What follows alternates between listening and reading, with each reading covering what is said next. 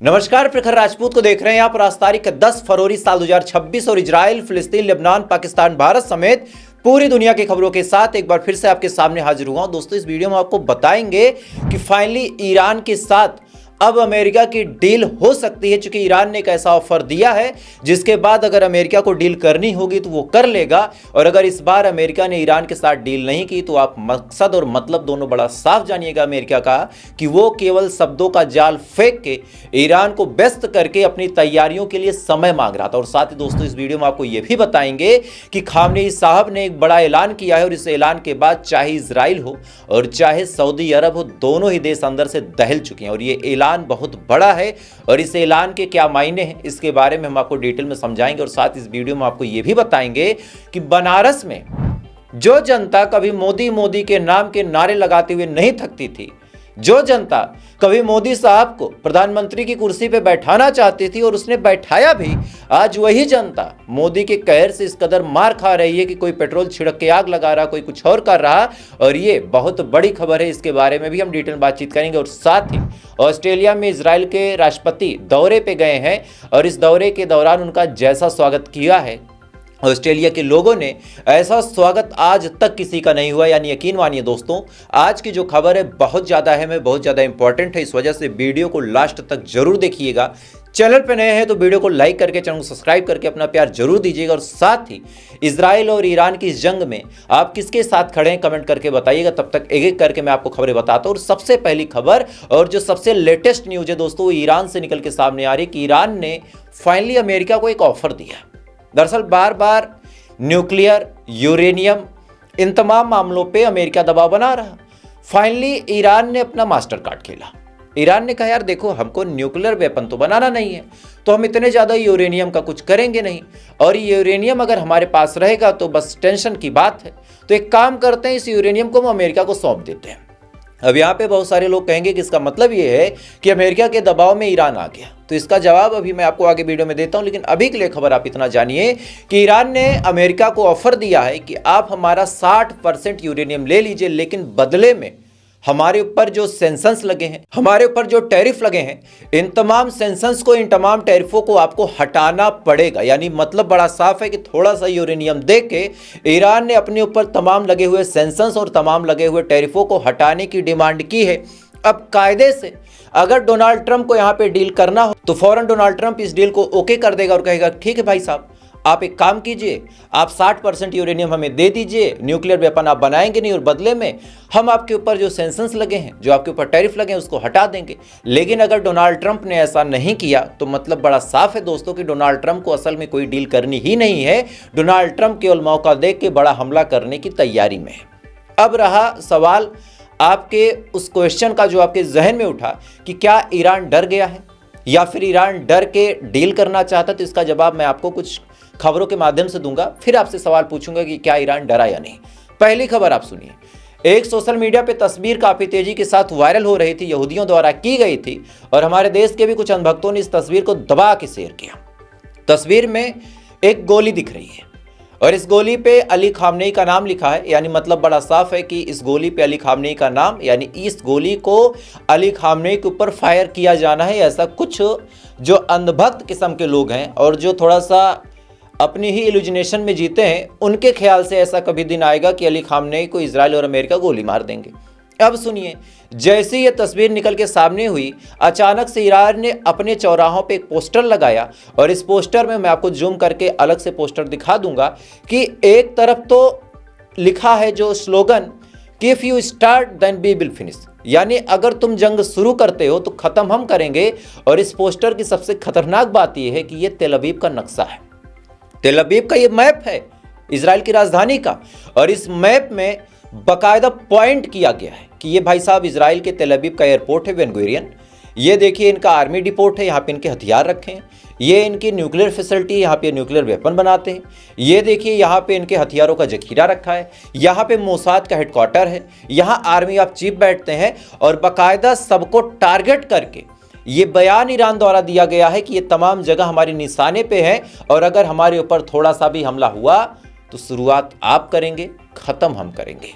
अब सुनिए, दूसरी बड़ी खबर, सऊदी अरब को भी फाइनली ईरान ने बड़ी धमकी देते हुए कहा कि अगर हमारे ऊपर अमेरिका या फिर इजराइल हमला करता है तो सऊदी अरब में जितने एयरबेसेस हैं उन तमाम एयरबेसेस को हम तबाह कर देंगे, भले ही सऊदी अरब हमसे खुश रहे या फिर नाराज हो जाए। क्योंकि सऊदी अरब की गद्दारी कोई पहली दफा नहीं है, और अगर ईरान ने ऐसा बोला है तो गलत भी नहीं किया, क्योंकि सऊदी अरब के ही जो डिफेंस मिनिस्टर हैं उन्होंने साफ तौर पर अमेरिका को उकसाते हुए कहा था कि भाई साहब, अगर आप आज हमला नहीं करते हैं तो फिर आपके पास मौका नहीं रहेगा। अगर आप आज हमला नहीं करते हैं तो आपके पास मौका नहीं रहेगा। ईरान बड़ा ताकतवर हो जाएगा, बड़ा शक्तिशाली हो जाएगा। इस वजह से सुनहरा मौका है, गोल्डन अपॉर्चुनिटी है, आज के आज और अभी के अभी हमला कर दिया जाए, अदरवाइज सिचुएशन अच्छी नहीं रहेगी और बाद में ईरान को कंट्रोल करना मुश्किल होगा। ये बात मैं आपको ऑलरेडी बता चुका हूं कि कैसे सऊदी अरब के डिफेंस मिनिस्टर ने ये बात बोली है, और इसी के जवाब में आज ईरान ने कहा कि अगर हमारे ऊपर हमला हुआ तो हम सऊदी अरब को भी नहीं छोड़ेंगे, उसको भी ठोक देंगे। अब सुनिए, इसी बीच अब्बास अराची का बड़ा बयान निकल के सामने आया दोस्तों कि अब्बास अराची ने साफ तौर पे कहा है कि अगर इस दुनिया को थर्ड वर्ल्ड वार यानी तृतीय विश्व युद्ध से बचाना है तो पूरी दुनिया को एक काम करना होगा कि इजराइल को नक्शे से मिटा देना होगा। यानी अगर इजराइल नक्शे में मौजूद है, इजराइल का वजूद इस दुनिया में है, तो ये दुनिया फिर थर्ड वर्ल्ड वार की तरफ जाएगी और इसमें कोई इफ या बट नहीं है। ये बात साफ तौर पे अब्बास अराची ने अल जजीरा को दिए हुए अपने इंटरव्यू में बोला, और स्क्रीन पे आप उसकी खबरों को भी डिटेल में पढ़ सकते हैं कि क्या कुछ अब्बास अराची ने कहा है। अब सुनिए, इधर ईरान डिप्लोमेटिक तरीके से भी अपने रिश्ते सुधारने की कोशिश कर रहा। ईरान ने ऑफर भी दिया, लेकिन साथ में जो ये 3 बड़ी धमकी दी, तो जो सवाल अभी आपके जहन में शुरू में आया था कि भाई साहब लगता है ईरान डर गया, अब आप बताइए क्या ईरान डरा है? और अगर ईरान डरा होता तो ऐसे बयान नहीं देता कि हम सऊदी अरब को मार देंगे, हम तेल अवीव को फूंक देंगे, हमारी मिसाइलें वहाँ कतर एयरबेस तक पहुँचेंगी, हमारा मिसाइल सिस्टम जो साइप्रस में एयरबेस है उसको तबाह कर देगा। क्या ऐसे बयान कोई डरा हुआ शख्स या फिर कोई डरा हुआ नेशन देता है? उम्मीद है आपका जवाब ना होगा, और जिनका जवाब ना हो मुझे कमेंट सेक्शन में बताएं। तब तक अगली खबर का रुख करते हैं, और अगली खबर दोस्तों निकल के सामने आ रही इस समय ऑस्ट्रेलिया से। आपको याद होगा कि ऑस्ट्रेलिया में यहूदियों को कैसे मारा गया था। हम सब ने उस घटना का कंडेम किया था। आपने भी कहा था कि यह घटना बुरी है, ऐसी चीजें नहीं होनी चाहिए किसी भी मासूम को, वो चाहे किसी धर्म का हो, किसी जाति का हो, किसी मजहब का हो, उसके ऊपर धोखे से वार करके उसको कत्ल करने का अधिकार किसी के पास नहीं है। ये बात आपने भी बोली थी, मैंने भी बोली थी, सबने बोली थी, और इसी बात का फायदा उठा के इस समय इजराइल के जो राष्ट्रपति इसाक हर्जोग हैं वो ऑस्ट्रेलिया के दौरे पे गए। यानी वहाँ पे उनकी एक रैली होनी थी, वहाँ वो ये विजिट करते और विजिट करने के बाद ऑस्ट्रेलिया के साथ अपने ताल्लुकात बेहतर करने की कोशिश करते। लेकिन जैसे ही इसाक हर्जोग वहाँ पे दौरा करने जाते हैं, अचानक से जब ऑस्ट्रेलियन निवासी जो ऑस्ट्रेलियन पीपल हैं उनको ये बात पता चलती है कि फिलिस्तीन के खिलाफ जितने दिन से जहर उगल रहा था इसाक हर्जोग, आज ऑस्ट्रेलिया आया है, उन लोगों ने कैसा प्रोटेस्ट किया उसका वीडियो देखें आप।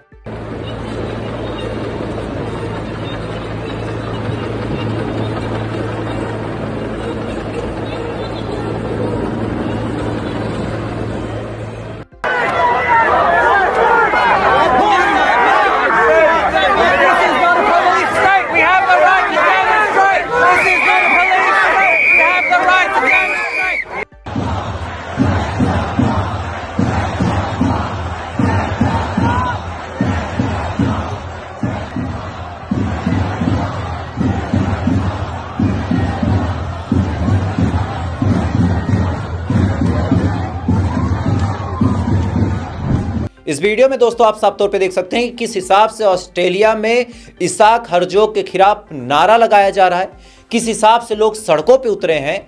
और ये बात आज पूरी दुनिया जान चुकी है कि जो आम आवाम है वो चाहे किसी भी देश की हो, अगर वो अंधभक्त नहीं है, अगर वो नफरती नहीं है, तो कोई भी देश हो, कहीं के भी नागरिक हों, वो सब इजराइल को कंडेम्ड कर ही रहे हैं। आज पूरी दुनिया की आम आवाम से पूछिए, जो ये पॉलिटिशियन उनका नाम आप हटा दीजिए, अगर पार्टिकुलर आप आम आवाम से बात करेंगे तो आम आवाम जो है वो कहेगी कि इजराइल गलत कर रहा है, इजराइल जेनोसाइड कर रहा है। ये बात पूरी दुनिया जानती है, लेकिन जो पॉलिटिशियन है न जाने ऐसा कौन सा उनका फायदा है कि वो कुछ नहीं बोलते।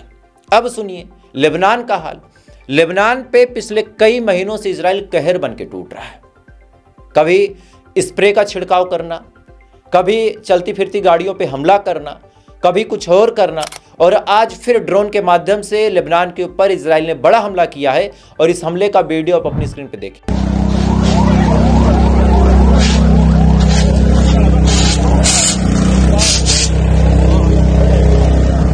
इस वीडियो में दोस्तों आप साफ तौर पे देख सकते हैं कि लेबनान की सरकार किस हिसाब से मुर्दा है। एक मुर्दा सरकार ही ऐसे काम कर सकती है कि उसकी आवाम पे हमला हो, उसके लोग मारे जाएं, लेकिन इसके बावजूद एक्शन करने की तो बात छोड़िए, लेबनान की सरकार ने आज तक मुंह खोल के ये बात नहीं बोली कि हमारे ऊपर जो इजराइल हमला करता है वो गलत है। बीच में लेबनान की धरती को बर्बाद करने के लिए, लेबनान की जमीन को तबाह करने के लिए लेबनान के ऊपर केमिकल का छिड़काव किया था इजराइल ने।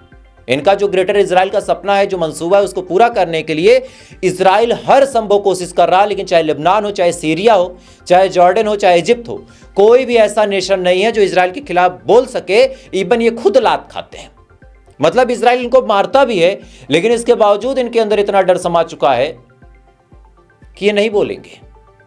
एक कहावत है, आपने सुना होगा कि खुदा से करे दूर तो तालीम भी फितना, जर भी, जोरू भी, अमाल भी, अकलियात भी फितना, और नाहक के लिए उठे तो वो शमशीर भी फितना, और जो समय पे ना उठे तो नाराए तकबीर भी फितना। तो ये लोग नाराए तकबीर के नाम पे भी फितना है। ये चीज जान लीजिए, इनकी जो शमशीरें हैं, इनके जो हथियार हैं, वो समय पे नहीं उठ रहे हैं। आज नहीं, आने वाले 50 सालों में आप देखिएगा लेबनान का इतिहास जब लिखा जाएगा तब ये कहा जाएगा कि साल 2025-26 में एक ऐसी बुज़दिल सरकार सीरिया और लेबनान में हुकूमत करने आई थी जिसने इजराइल की जुल्म सितम के खिलाफ आवाज नहीं उठाई, और आज वही लेबनान नक्शे से मिट गया।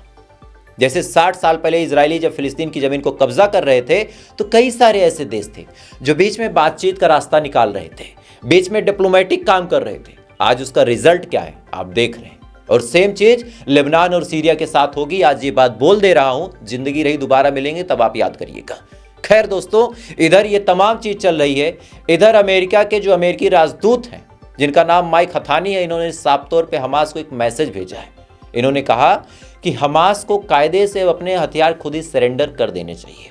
अगर हमास के जहन में यह ख्याल आ रहा है कि वो हथियारों को अभी छुपा के रख लेगा और बाद में जब फिलिस्तीन की सरकार बनेगी तो सरकार में अपना कंट्रीब्यूशन करके धीरे से वो राजकाज संभाल लेगा, तो ऐसा कुछ नहीं होने वाला है। अगर हमास ने अपना हथियार नहीं छोड़ा तो ऐसे हाल में इजराइल और अमेरिका एक दूसरे के साथ मिलकर इजराइल से मदद के जरिए, मतलब इजराइल के रास्ते एंट्री करके फिलिस्तीन और गाजा से हमास को ख़त्म करेंगे। यानी अभी भी गाजा के ऊपर जंग जो है वो लाजमी है, और अभी और तबाही का मंजर आपको देखने को मिल सकता है। बहरहाल इधर ईरान ने अपने न्यूक्लियर से 60% भले ही देने का वादा कर दिया हो, लेकिन बेंजामिन नेतन्याहू को इस चीज़ पे संतोष नहीं है। बेंजामिन नेतन्याहू का कहना है कि जब तक अमेरिका बैलिस्टिक मिसाइल प्रोग्राम पे बातचीत नहीं करता, जब तक अमेरिका ईरान की बैलिस्टिक मिसाइलों की रेंज को सीमित करके 250 किलोमीटर के अंदर नहीं लाता, तब तक अमेरिका को कोई भी डील नहीं करनी है। और अगर अमेरिका डील कर भी लेता है ईरान के साथ, तो भी हम हमला करके ईरान की तमाम न्यूक्लियर फैसिलिटी समेत बैलिस्टिक मिसाइलों के जखीरे को तबाह और बर्बाद कर देंगे। यानी पहली बार ऐसा आपको देखने को मिलेगा कि जो इजराइल का प्रधानमंत्री बेंजामिन नेतन्याहू है, वो ऑर्डर दे रहा डोनाल्ड ट्रंप को। वो डोनाल्ड ट्रंप जो पूरी दुनिया को लतियाद रहा है, जो किसी के ऊपर भी टैरिफ ठोक दे रहा है, किसी के ऊपर सेंसस लगा दे रहा है, किसी के ऊपर भी हमला करने की गुस्ताखी कर रहा है, किसी के पास अपना अब्राहम लिंकन भेज रहा है, किसी देश के राष्ट्रपति को उठा ले रहा, उस डोनाल्ड ट्रंप को बेंजामिन नेतन्याहू अगर धमकी दे रहा है तो एप्स्टीन फाइल की बात बिल्कुल साफ है कि एप्स्टीन फाइल में जो कुछ लिखा है कि जो डोनाल्ड ट्रंप है वो इजराइल द्वारा कॉम्प्रोमाइज है, यानी इजराइल के काबू में है, इजराइल के बस में है, और ये बात अब 100% क्लियर है दोस्तों। खैर, इधर ये तमाम चीज चल रही है। इधर अब आपको भारत की एक बड़ी खबर बताता हूं। दरअसल बनारस की जिस जनता को ये उम्मीद थी कि मोदी साहब हमारे यहाँ के सांसद हैं तो हमारे लिए कुछ अच्छा करेंगे, हर आदमी को उम्मीद होती है कि भाई हमारे यहाँ के अगर ये सांसद हैं तो हमारे लिए कुछ अच्छा ही करेंगे। लेकिन सुनिए, बनारस कॉरिडोर के नाम पे जो सड़कें चौड़ी की जा रही हैं, धार्मिक धरोहरों को तो मिटाया ही जा रहा था, लेकिन अब ऐसी ऐसी दुकानों को तोड़ा जा रहा जो 100 साल पुरानी है। प्रशासन बुलडोजर लेके वहां पे पहुंचता है, बिना किसी बातचीत के जब बुलडोजर कार्रवाई शुरू होती है, लोगों का आक्रोश निकलता है, और आक्रोश ऐसा कि उसका वीडियो देखें।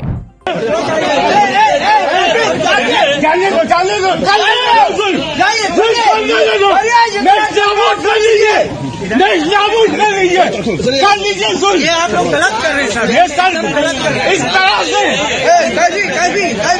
से किसी के साथ इस तरह से सर हमारे पेपर को नहीं रखाइए, सर हमारे पेपर को नहीं रखाइए, सर पेपर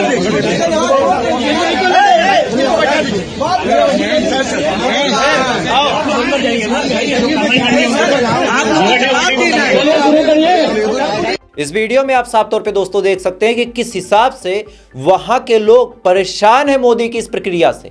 अब सुनिए खबर। एक आदमी ने तो अपनी दुकान पे आग लगा ली, क्योंकि उसको पता था कि उसकी दुकान को मोदी तोड़वा देंगे। उसने कहा कि भाई साहब मोदी तोड़े, इससे अच्छा मैं अपनी दुकान जला लूंगा। और ये दुकान 100 साल पुरानी थी। सोचिए किसी की रोजी रोटी थी, उस रोजी रोटी को भी छीनने का काम मोदी साहब कर रहे हैं। और जिस हिसाब से आग लगाई गई उसका वीडियो देखें आप।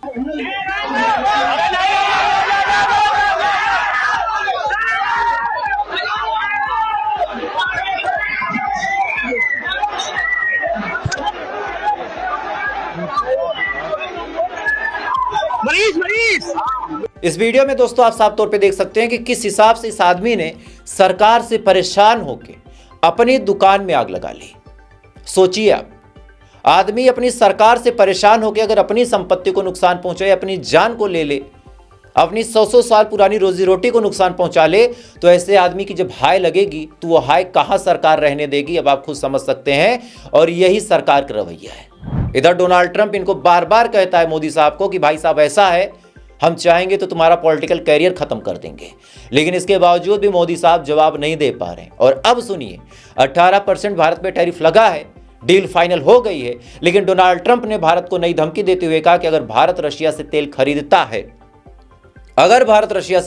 है, तो ऐसे हाल में भारत के ऊपर फिर से 25% टैरिफ लगा देंगे। यानी टोटल 43% टैरिफ भारत को तब भी देना होगा जो अब तक 50% था। और इस 50% टैरिफ में से हम 43% दे भी रहे हैं। अमेरिका पे हमने जो टैरिफ लगाया था वो टैरिफ हमने ख़त्म भी कर दिया। और साथ ही वो चीज़ें जो भारत में कभी नहीं आनी चाहिए थी वो चीज़ें भारत में आ भी रही हैं।